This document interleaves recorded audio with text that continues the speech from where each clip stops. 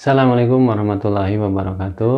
Berjumpa lagi dengan channel Sukses dengan Logika Tuhan. Sahabat-sahabat sekalian, seperti biasa saya akan berbagi logika dengan sahabat-sahabat sekalian agar sahabat-sahabat sekalian bisa lebih hidup lagi dengan berpikir menurut petunjuk dari Allah Subhanahu wa taala. Sahabat-sahabat sekalian, di dalam Al-Quran tentu kita sering membaca dan mendengar bahwa Nabi Musa adalah salah satu nabi yang diberi mukjizat oleh Allah Subhanahu wa taala. Dan salah satu mukjizat yang terkenal dari Nabi Musa ini adalah ketika Nabi Musa berhadapan dengan ahli sihir dari yang ditugaskan oleh Raja Firaun. Maka pada saat itu Nabi Musa berhadapan dengan ahli sihir, dan para ahli sihir saat itu melemparkan tongkatnya menjadi ular-ular kecil, sehingga Nabi Musa pun akhirnya mendapatkan perintah dari Allah Subhanahu wa taala, dan terbuktilah ada mukjizat yang diterima Nabi Musa ketika tongkatnya disuruh dilemparkan oleh Allah Subhanahu wa taala dan Nabi Musa melemparkannya. Maka tongkat itu berubah menjadi ular yang besar, kemudian memakan ular-ular yang kecil. Nah, selanjutnya Nabi Musa juga mendapatkan mukjizat yang berikutnya ketika Nabi Musa bersama kaumnya dikejar oleh pasukan Raja Firaun. Kaum Nabi Musa bersama kaumnya sudah berada di ujung laut, sementara pasukan Firaun sudah ada di belakang dan hampir menjangkau dari Nabi Musa dengan kaumnya.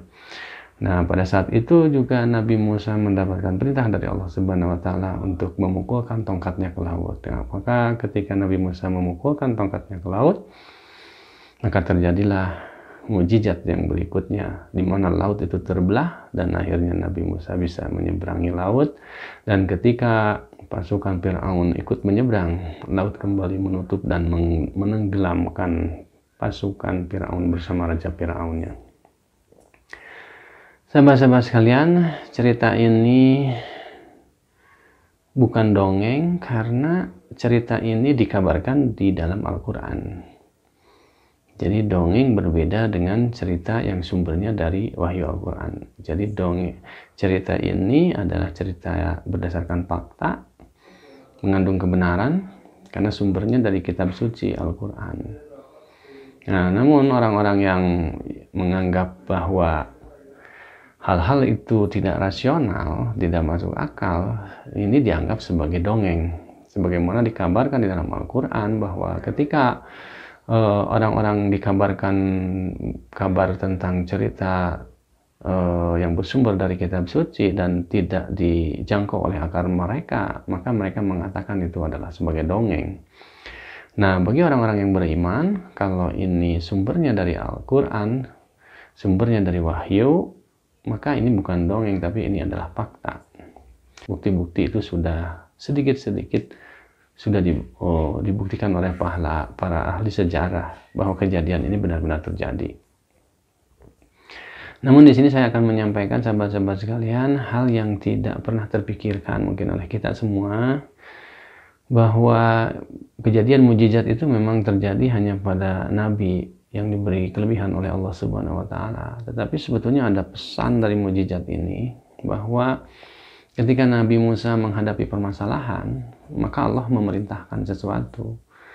Nah, perintah inilah yang sesungguhnya menjadi pelajaran bagi kita, bahwa ketika Nabi Musa menghadapi para ahli sihir, ketika Nabi Musa menghadapi kesulitan karena sudah berada di ujung laut, maka Allah memerintahkan sesuatu yang harus dilakukan oleh Nabi Musa. Maka perintahnya pada saat itu adalah ketika berhadapan dengan ahli sihir, lemparkan tongkatnya.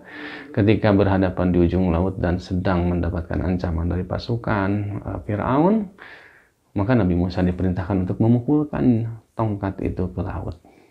Nah, kalau kita pahami secara rasional, dipahami secara akal sehat kita, bahwa sesungguhnya Allah pada saat memberikan mukjizat kepada nabi.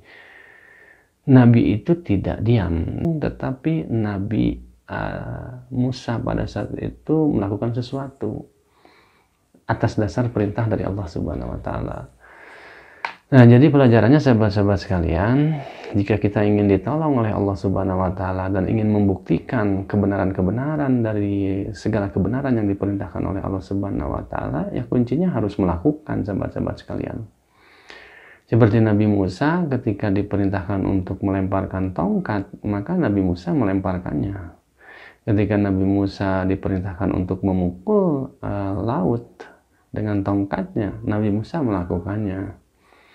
Ya, jadi sahabat-sahabat sekalian, jikalau kita saat ini hidup di abad 21 ini ingin juga menemukan keajaiban-keajaiban seperti yang dicontohkan oleh Rasul dari Nabi Musa sampai kepada Nabi Muhammad dan nabi-nabi yang lain, sebetulnya kita sebagai manusia bisa membuktikannya jikalau kita memang taat kepada Tuhan kita Allah Subhanahu wa Ta'ala untuk melaksanakan segala perintah-perintahnya.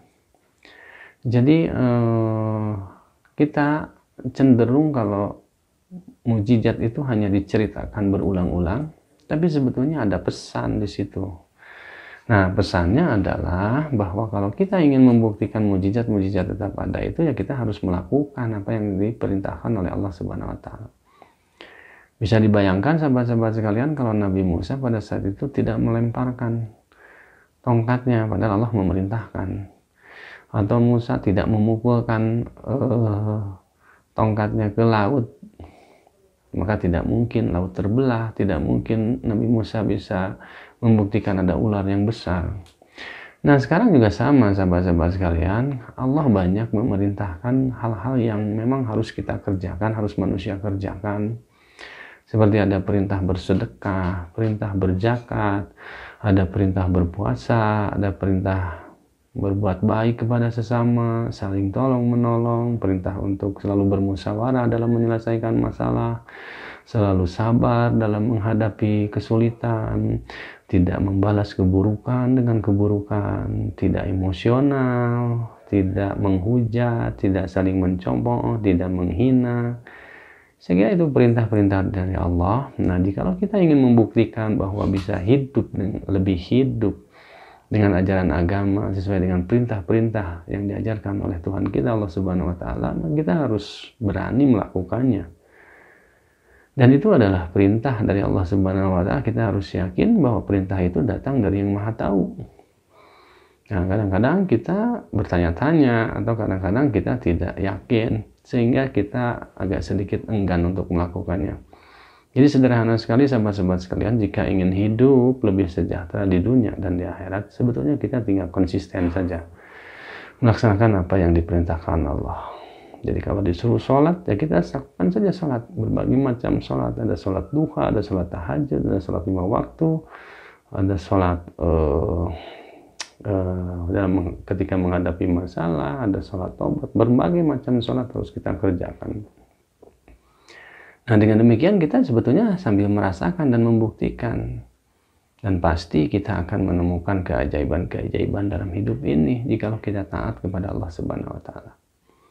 Nah, ini logika-logika yang harus kita bangun. Jadi logikanya adalah ketika kita berbuat baik, maka kebaikan akan datang untuk kita.